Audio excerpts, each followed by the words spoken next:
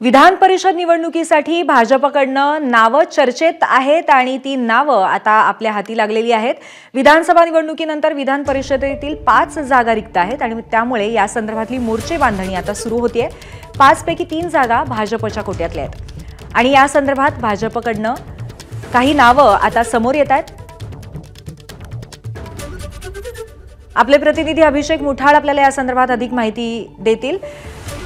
अभिषेक, कोणकोणती नावं समोर येत आहेत आणि त्याचबरोबर कशा पद्धतीची आता स्ट्रॅटेजी असेल या निवडणुकीच्या संदर्भात?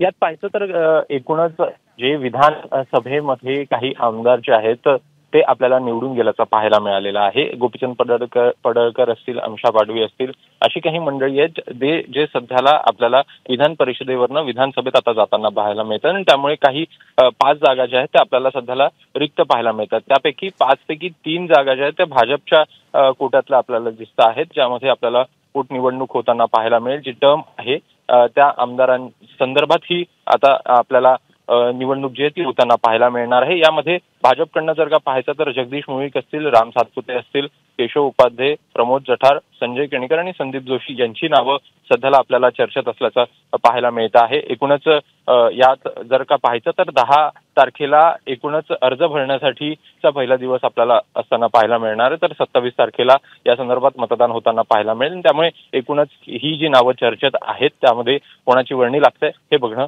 महत्त्वाचं असेल। धन्यवाद अभिषेक, आपण दिलेल्या माहितीबद्दल।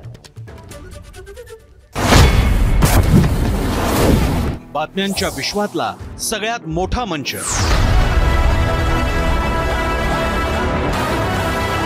अचूक, थेट आणि निष्पक्ष